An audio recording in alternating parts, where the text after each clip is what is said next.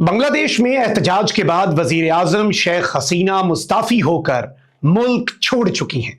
सन 2009 से बांग्लादेश की हुक्मरान रहने वाली शेख हसीना हेलीकॉप्टर में इंडियन शहर अगरतला पहुंच गई हैं। आर्मी चीफ वकारुज्जमान ने कौम से खिताब में कहा है कि मुल्क में अबूरी हुकूमत बनाई जाएगी। मुजाहिरीन शेख हसीना की सरकारी रिहाइश गाह में दाखिल हो चुके हैं और इत्तलात के मुताबिक वहां तोड़ फोड़ भी की गई। जॉब्स कोटे के खिलाफ शुरू होने वाले स्टूडेंट्स मुजाहरे चंद दिनों के अंदर सिविल नाफरमानी की तहरीक में बदल गए हैं। यूं तो इस अवामी तहरीक के 9 मुतालबात हैं, लेकिन बड़ा मुतालबा एक ही था कि डिक्टेटर हसीना वाजिद इस्तीफा दे और कत्लेआम पर ट्रायल का सामना करे। सिविल नाफरमानी तहरीक के सरकर्दा रहनुमा आसिफ महमूद ने फेसबुक पर पैगाम जारी किया कि लड़ने के लिए तैयार हो जाओ, डंडे तैयार रखो और बांग्लादेश को आजाद करो। बांग्लादेश के आर्मी चीफ ने भी बयान जारी किया कि फौज हमेशा अवाम के साथ खड़ी थी और खड़ी रहेगी। जबकि दूसरी जानिब भारत में सफे मातम बिछी हुई है। तबसरे हो रहे हैं कि अगर हसीना वाजिद इक्तदार से चली गई तो एक तरफ उर्दू स्पीकिंग पाकिस्तान और दूसरी तरफ बंगाली स्पीकिंग पाकिस्तान को बर्दाश्त करना पड़ेगा। अक़वाम मुत्तहिदा, अमरीका, यूरोपीय यूनियन और आलमी तंजीमें इंसानी हुकूक की पामाली पर बांग्लादेश की हुकूमत के किरदार पर सवालात उठा रही हैं। बांग्लादेश में नई नस्ल की मज़ामती तहरीक किस मरहले में है और अब तक क्या हो चुका है, ये डेवलपिंग स्टोरी लेकर मैं हूं मखदूम शहाबुद्दीन और आप देख रहे हैं आजाद मेंट्री। जनवरी 2024 में 5वीं बार वजारत उज़्मा का हल्फ उठाने वाली शेख हसीना वाजिद की हुकूमत डगमगा चुकी है। 2009 से वो लगातार 4थी बार इलेक्शन जीती हैं, लेकिन नई नस्ल ने फैसला कर लिया है कि इनफ इज इनफ। क्या ये अचानक हुआ है या लंबे अरसे से ये लावा पक रहा था? आज बांग्लादेश का बच्चा बच्चा डिक्टेटर हसीना के नारे लगा रहा है, लेकिन इस आमरीयत का आगाज 2009 में ही हो गया था, जब पाकिस्तान का साथ देने के जुर्म में जमात इस्लामी के रहनुमाओं के खिलाफ वॉर क्राइम्स के जाली मुकदमे बनाने का सिलसिला शुरू हुआ। हालांकि शेख मुजीबुर रहमान के दौर में यह चैप्टर क्लोज हो चुका था, लेकिन हसीना वाजिद ने पाकिस्तान के हामियों को चुन चुन कर टारगेट किया। मकसद एक ही था कि अवामी लीग की ऑपोजिशन को खत्म करना है। 2009 के बाद बांग्लादेश में ऑपोजिशन जमातों के खिलाफ क्रैकडाउन शुरू हुआ। अवामी लीग के मुखालिफिन को गद्दार करार देकर जेलों में डाला गया। सबसे बड़ी ऑपोजिशन जमात बांग्लादेश नेशनल पार्टी की सरबराह और साबिक वजीर आजम खालिदा जिया 2014 से नजरबंद हैं। हालिया इलेक्शन में खालिदा जिया की जमात ने बाइकॉट किया था। अगरचे ऑपोजिशन की गैर मौजूदगी में अवामी लीग इलेक्शन तो जीत गई, लेकिन नई नस्ल में शेख हसीना वाजिद की आमराना पॉलिसियों के खिलाफ एक लावा पक रहा था, क्योंकि अवामी लीग ने सियासी मुखालिफिन के साथ साथ आजाद इंटेलेक्चुअल्स को भी टारगेट कर रखा था। अवामी लीग की सियासी सोच से इख्तलाफ करने वाले कई दानिश्वरों की मौत पुरस्रार हालात में दौरान हिरासत हो चुकी है। हसीना वाजिद की हुकूमत ने जॉब्स कोटा सिस्टम के खिलाफ होने वाले हालिया एहतजाज को भी इसी तरह ताकत से दबाने की कोशिश की, लेकिन मामला गले पड़ गया। कल तक जिस शख्स के इशारे पर बांग्लादेश की रियासत उठक बैठक करती थी, आज वो हसीना वाजिद नौजवान नस्ल के एहतजाज के सामने ढेर हो चुकी है। इस इनकलाबी तब्दीली की इब्तिदा कोटा सिस्टम के खिलाफ होने वाले एहतजाज से हुई है। बांग्लादेश का कोटा सिस्टम क्या है और इसकी क्या तारीखी पस मंजर है, इस हवाले से आजाद डिजिटल की 2 तफसीली वीडियोस मौजूद हैं, जिसका लिंक आपको नीचे डिस्क्रिप्शन में मिल जाएगा।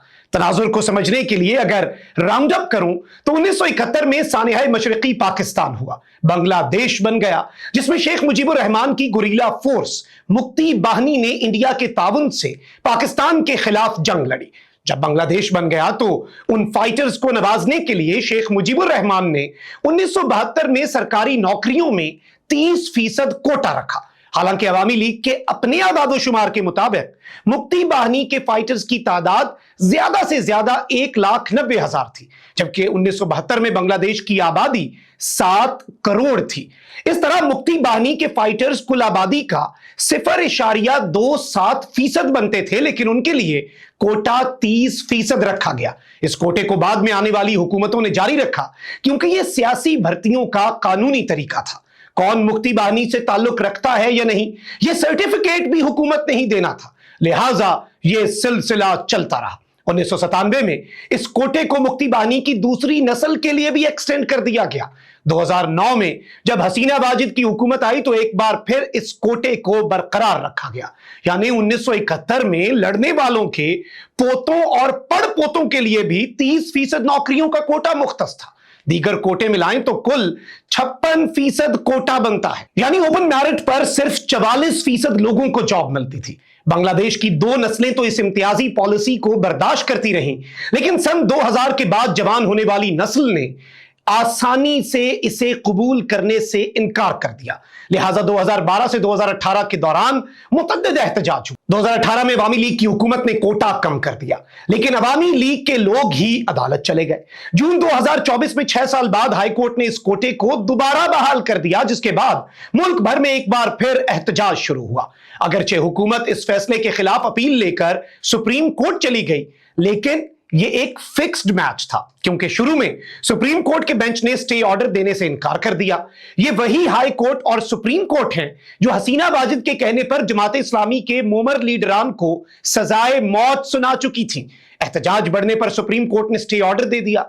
जनवरी में हल्फ उठाने के बाद चंद माह में स्टूडेंट्स की मजामत शेख हसीना वाजिद के लिए तीसरा बड़ा झटका था। पहला झटका जनवरी में लगा जब बची कुची ऑपोजिशन ने बायकॉट इंडिया मुहिम शुरू कर दी थी।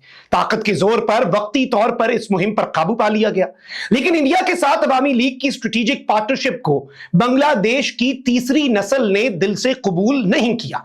जून में शेख हसीना वाजिद भारतीय वजीर आजम की तकरीब हल्फबरदारी में शिरकत करने गई, जहां भारत और बांग्लादेश को तकसीम करने वाले दरिया तीस्ता रिवर की कंजर्वेशन के मुआहदे पर दस्तखत किए गए। हालांकि चीन इस प्रोजेक्ट के लिए $1 अरब मुख्तस कर चुका था। जुलाई में हसीना वाजिद ने चीन का दौरा करना था। चीन इस दौरे से खुश नहीं था। फिर जब जुलाई में हसीना वाजिद चीन के दौरे पर गईं, तो सदर शी जिनपिंग से मुलाकात का वक्त ही नहीं मिला।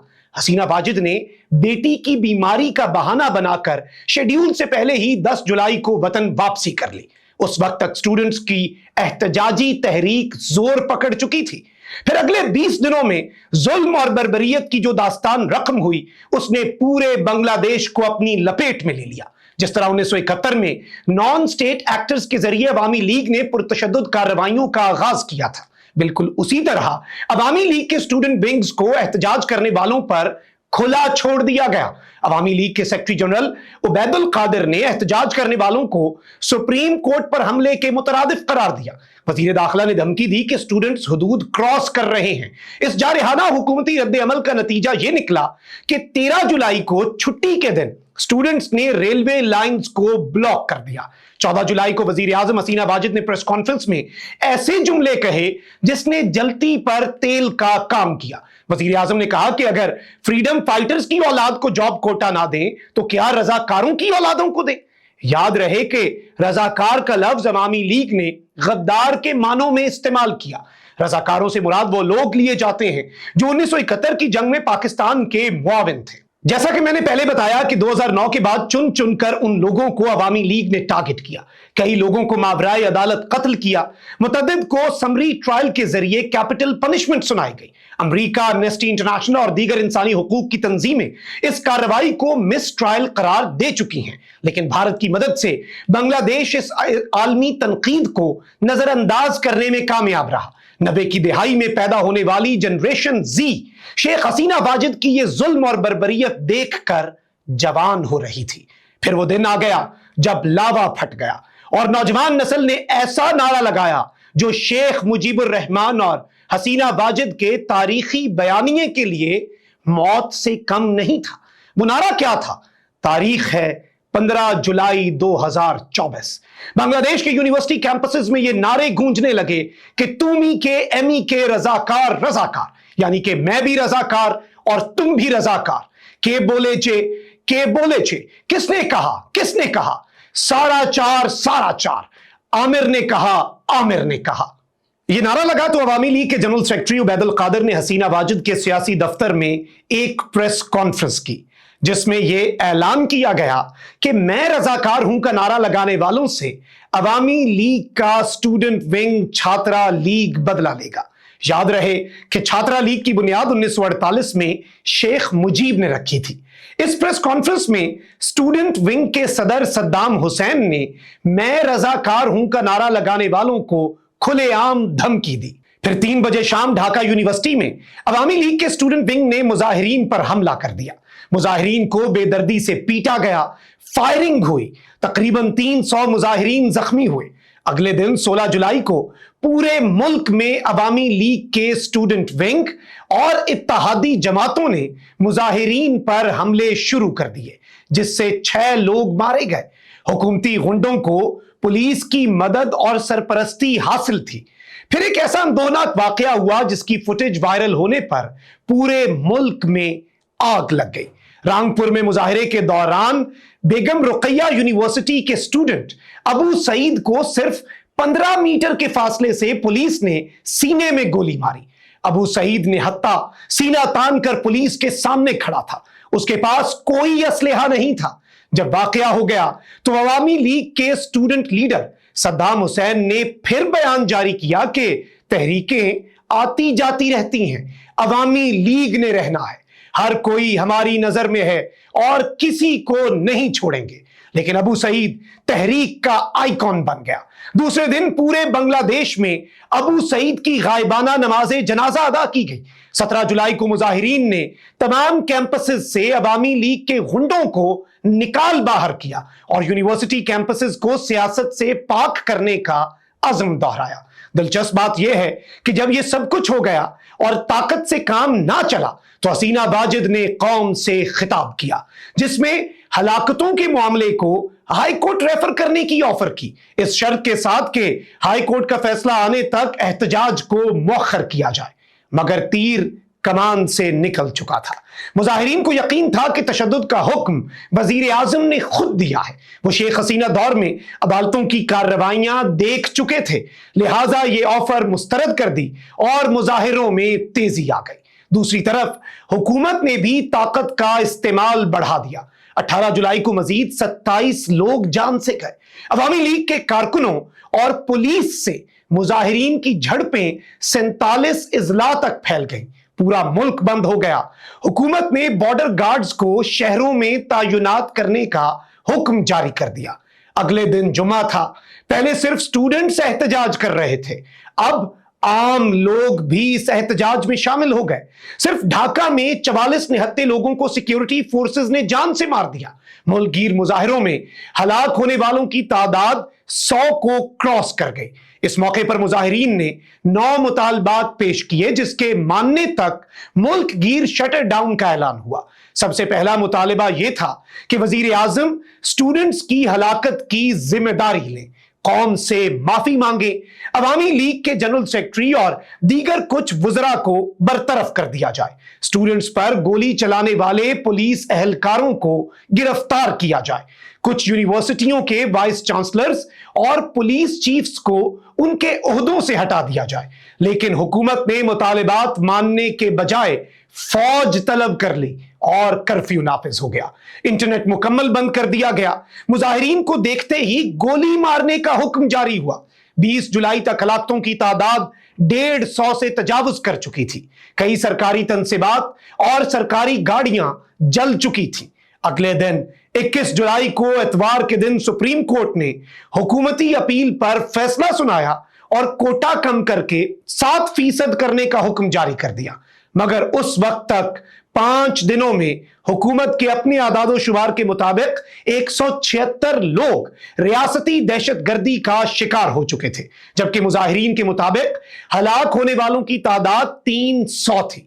मामला कोटा सिस्टम से कहीं आगे निकल चुका था। इस दौरान हसीना वाजिद की हुकूमत ने मुजाहिरों के कोऑर्डिनेटर्स को उठाना शुरू कर दिया। सुप्रीम कोर्ट के फैसले की रोशनी में मुजाहिरीन ने हुकूमत को 4 नए मुतालबात के लिए 48 घंटों की डेडलाइन दी।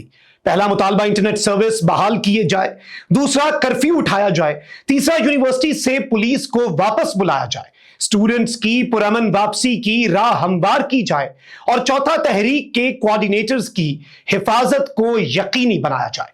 याद रहे कि तहरीक के कोऑर्डिनेटर्स की तादाद 50 से जायद है, जिनमें से कई पहले ही गिरफ्तार थे। अगरचे 22 जुलाई को वजीर आजम ने सुप्रीम कोर्ट के हुक्म के मुताबिक गजट नोटिफिकेशन की मंजूरी भी दे दी, लेकिन हलाकतों की तादाद नहीं रुकी, जो हुकूमती फिगर्स के मुताबिक 200 क्रॉस कर गई थी।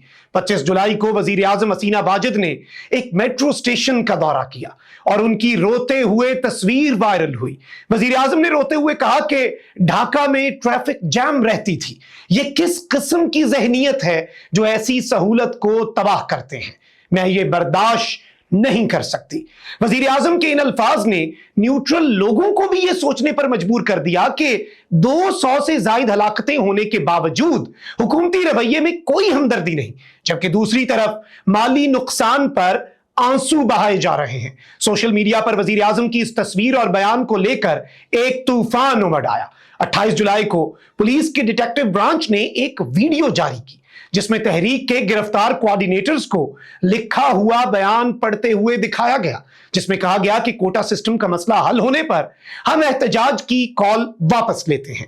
इसके अलावा 6 स्टूडेंट्स की डिटेक्टिव पुलिस चीफ के साथ डिनर करने की तस्वीर भी जारी की गई, मगर तहरीक के आजाद रहनुमाओं ने फौरी तौर पर इस वीडियो पैगाम की तरदीद जारी की और इल्जाम लगाया कि यह बयान जबरदस्ती दिलवाया गया है।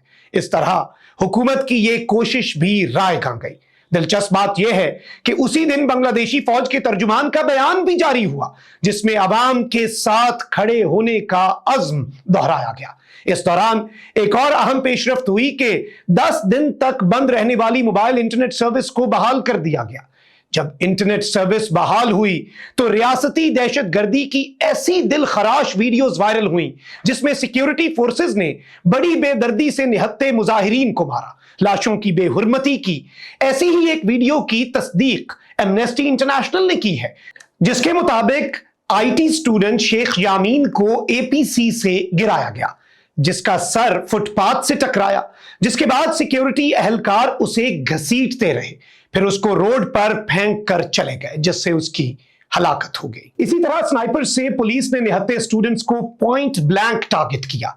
पैलेट गन्स का इस्तेमाल आमतौर पर कश्मीर में भारतीय फौज करती है, लेकिन बांग्लादेशी सिक्योरिटी फोर्सेस ने भी हसीना वाजिद के मुखालिफिन के खिलाफ भारतीय फौज की तरह पैलेट गन्स का इस्तेमाल किया, जिससे कई लोग बीनाई से महरूम हो चुके हैं। एमनेस्टी इंटरनेशनल के मुताबिक सिक्योरिटी फोर्सेस ने निहत्थे लोगों के खिलाफ पैलेट गन्स, ग्रैंड लॉन्चर्स, एके और असॉल्ट राइफल्स का बेदरेख इस्तेमाल किया।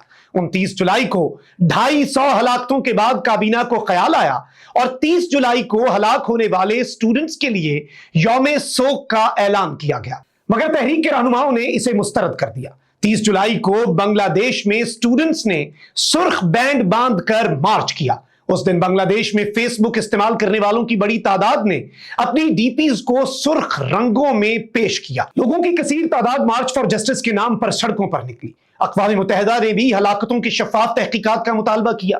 1 अगस्त को बिलाखिर अवामी और बैनुल अक़वामी दबाव की वजह से 6 गिरफ्तार तहरीकी रहनुमाओं को रिहा करना पड़ा। उनमें से एक सरजीस आलम ने रिहा होते ही अपने फेसबुक पर लिखा कि तुम 6 दिन तक 6 कोऑर्डिनेटर्स को डिटेक्टिव पुलिस की हिरासत में रख सकते हो, लेकिन बांग्लादेश की सारी नौजवान नस्ल को कैसे हिरासत में लोगे? उनके अंदर तुम्हारी लूटमार, मनी लॉन्ड्रिंग और ताकत के बेदरेग इस्तेमाल की वजह से पैदा होने वाले गुस्से को कैसे कम करोगे? हुकूमत ने इसका जवाब यह दिया कि जमात इस्लामी को कलअदम करार दे दिया। इल्जाम लगाया कि बीएनपी और जमात इस्लामी तशद्दुद में मुलव्विस हैं, लेकिन सिक्योरिटी फोर्सेस के तशद्दुद की वायरल वीडियोस के सामने यह झूठ चल ना सका और अब भी पूरे जोरों शोर से जारी है, बल्कि हर आने वाले दिन यह मजीद बढ़ रहा है। सवाल यह है कि अगर यह एहतजाज की वजह जॉब्स कोटा था तो वो तकरीबन ना होने के बराबर हो चुका है, तो फिर एहतजाज क्यों जारी है? इसका जवाब तहरीक से वाबस्ता एक राइटर जाहिद पॉल ने दिया है। बंगाली जुबान में लिखे उसके मजमून को द वायर ने अंग्रेजी में छापा है, जिसकी हेडिंग है Bangladesh generation Z protesters, the political elite must realise business as usual no longer an option. इस मजमून में कई ऐसे विक्टिम्स का जिक्र किया गया जिन्हें हुकूमती जॉब्स की जरूरत नहीं, जो हजारों डॉलर्स कमा रहे थे लेकिन नाइंसाफी के खिलाफ एहतजाज कर रहे थे। وہ لکھتا ہے کہ بنگلہ دیش کی نئی نسل کی زندگی سوشل میڈیا سے جڑی ہے، انہیں کسی سرحد میں قید نہیں کیا جا سکتا، وہ گلوبل شہری ہیں۔ اگر اس نسل سے بھی ایسا ہی سلوک کیا گیا جیسا کہ سن 2000 سے پہلے ہوتا رہا تو پھر بنگالی کی ایک ضرب المثل کے مطابق نہ آم بچیں گے اور نہ آموں کی بوری۔ کیا 76 سالہ حسینہ واجد کی نسل پرستانہ، امتیازی اور آمرانہ حکومت نئی نسل کی ایسی مزاحمت کا مقابلہ کر سکے گی؟ اس کا جواب ہم نے دیکھ لیا کہ وہ مکمل طور پر ناکام ہو چکی ہے۔